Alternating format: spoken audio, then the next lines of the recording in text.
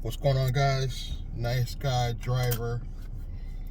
The rideshare professor just did a video, and I think honestly it might have been one of the best videos, in my opinion, he's ever done. The most informative, and it was on 30 side hustles. Now, this won't be his best video in terms of views or subscribers due to this video, but it's important because we need to find other ways to make money, because this gig economy game is getting really crazy. And why this is important is I already knew this. I'm not gonna say I knew before necessarily rideshare professor, but I knew this for years now, and I've been working on this for years, guys. So you got to get started. I have other channels. I literally have 6 channels. I actively post on 5. And the reason why I'm talking about this is because one of the things he talked about, 2 of the things on that list of 30 side hustles, one was YouTube and one was affiliate marketing. 2 of those I'm actively doing. But it could take years before you have the amount of income that will replace a quick paying side hustle like Uber and Lyft. So I'm not saying stop doing Uber and Lyft altogether. What I am saying is because it pays so bad, you need to start building something else. And it's no excuse, because even a rideshare professor is giving you 30. And even though he don't need my help at all, let's keep it real, he don't. But I'm going to list his video underneath mine. I'm going to put a link so you can go check his out. And really, to me, it's really informative, because it gives you guys a good 30 side hustles that eventually, and this is down the line, most of them won't make you the kind of money you need to live on. It's going to take some time. And when I say time, it could be 3 to 5 years, depending on your dedication. Now, are there going to be a few people? Right off the top, I can tell you there's a lot of attractive women on here that could literally get on YouTube, scale it up in 6 months just because they're attractive. We can't all do that. I don't particularly think I'm attractive. Therefore, it's taken me years to get to this point where I'm just now starting to push the traffic where I could actually start making some affiliate dollars. But you got to get started. You got to get started sometime. This is why this Minnesota thing is so important. You guys don't even realize this. Even though it's not in our area, this could change rideshare forever. Because Uber and Lyft have so much money, they're able to pay politicians on both sides. First the Democrats, and now they're pushing Republicans to push legislation to block Minnesota from getting this money. If they do that, rideshare is dead, in my opinion.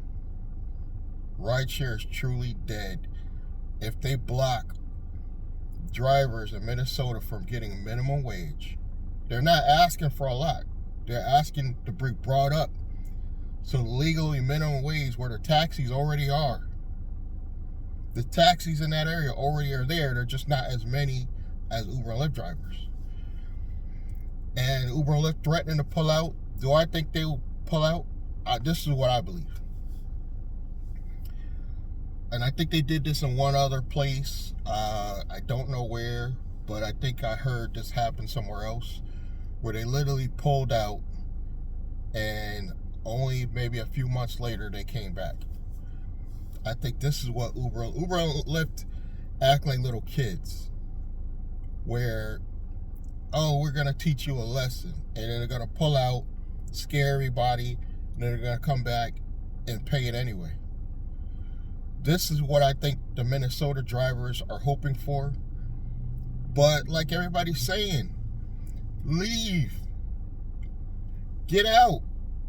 We got backup plans. I heard Empower.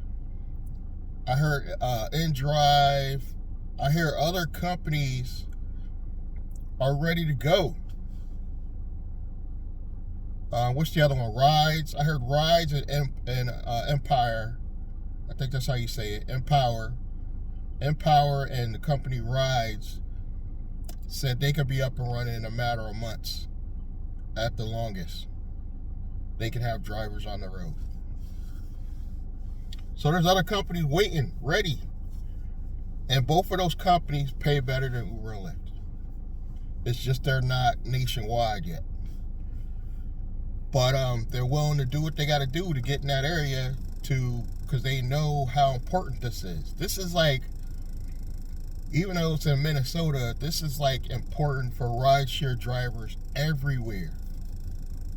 Because this is going to determine if paying off politician works. Because they're trying it. They're paying both sides. I'm telling you. They're paying Democrats and Republicans. Both sides are corrupt. They're both crooked. Make no mistake. It don't matter what side you're on. They're both corrupt. This is why I chose to go the independent route, but independents will never have the votes to win. This is the world we live in, guys. You know, we got to do what we got to do. And I don't see, if the Republicans put up that bill and it passes, this is going to change rideshare for the worst, to the point where a lot of people are going to be struggling either way. I wish they would pull out, honestly. I want them to pull out just to see the other smaller companies come together and pay these drivers more money. I would love to see that. So I want them to have to do their threat, but I don't want them to win. I don't want them to pass this bill and it's going to make not only drivers in that area feel like they won, but it's going to make drivers everywhere feel like we can't win. Uber in particular has too much money. Lyft is just riding their coattail because they don't have as much money. So they're going to agree with everything Daddy Uber says. I've had passengers tell me that, didn't Uber buy Lyft? That's how much of a copycat Lyft is to Uber. They actually believe that they're owned by the same people. Let that sink in. That's crazy, but so true. That Lyft just literally follows everything. Rather than Lyft being a solution and be like, you know what? We're going to pay it. Just imagine that. If David Risher grew some balls and said, you know what? We should just pay this. We should be the better ones and pay this. Make our drivers happy, and everybody will flutter to Lyft. If Uber pulled out and Lyft stays, think about how that would help Lyft. David Risher, are you listening? David, listen. You don't have to do everything Uber does. It's frustrating. It really is. I don't get it. So because I don't see a solution, especially in Connecticut. If this happened in Connecticut, they would just pull out. Connecticut is too small. You know, they would easily pay off our politicians. Connecticut is broke in comparison. You know what I mean? So the only solution I see, excuse me, is we got to find other ways to make money. And the rideshare professor gave you 30. So again, I'm going to link his video below this one. Check it out. Really informative ways. And if you want to check out my affiliate offers, they are also listed below. And let's get this money, God. Let's get this money, because I'm really losing faith in now politicians. I'm losing faith in politicians on every level. But I know there's still money to be made out here. Regardless of who becomes president, who becomes mayor, we can still make this money. So thank you guys for your continued support. Subscribe, like, comment, click that bell icon. Check those links below, and I'll see you guys in the next one. Thank you.